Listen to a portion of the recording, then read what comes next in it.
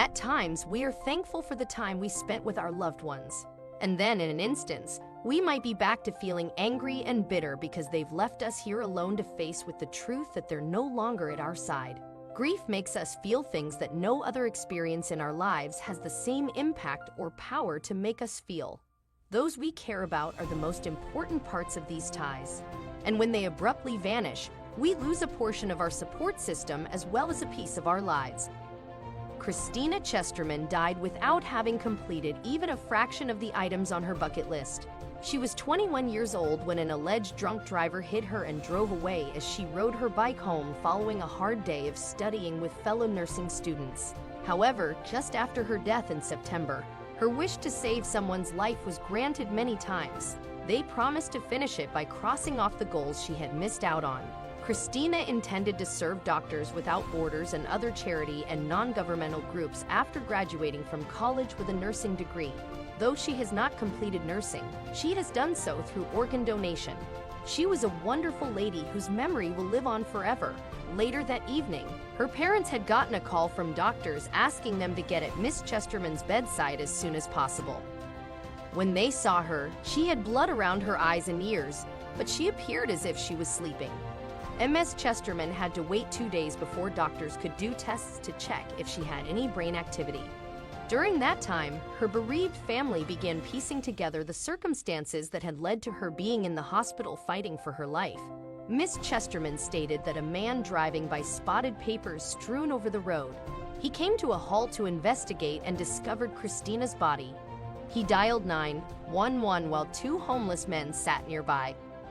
Miss Chesterman was pronounced brain dead on September 24, 2015, and her final farewell was the most difficult thing she ever had to do. She was kept alive artificially for 2 more days on a ventilator until recipients for her organs were sought. However, people they never met welcomed them into their houses, providing them with food and a place to shower and sleep. Those thoughtful gestures demonstrated how much love there is from strangers. One of Miss Chesterman's kidneys was donated to a family friend in desperate need of a transplant. Then, over the next few months, Mr. and Mrs. Chesterman started looking for the 4 other strangers whose lives had been saved by their daughter. Her pancreas and kidney were transplanted into a diabetic man aged 42. Her liver had been divided between a 9-month-old baby and a 66-year-old man. Her heart went to Susan Vieira, a congestive heart failure patient who was put in touch with the Chesterman family after a local news station published a piece on the bucket list they discovered by piecing together the limited data she'd been provided about her donor. Susan used to work as a nurse at the same hospital that inspired Christina to become a nurse when she interned there. It was as though Christina had chosen Susan herself. Chesterman's bucket list included skydiving, visiting every continent, driving Route 66, and perhaps most painfully, being known as the Smiley Girl. When Mrs. Chesterman posted the list on Facebook shortly after discovering it, individuals from all across the world jumped in to help. One woman committed to drive Route 66 while holding Ms. Chesterman's portrait, while another went skydiving. And as her tale spread throughout the world, more people stepped forward, posting photos of themselves posing with Ms. Chesterman's picture at various places. For their late daughter, Mr. and Mrs. Chesterman traveled in a hot air balloon, flew on an aircraft, and visited Niagara Falls.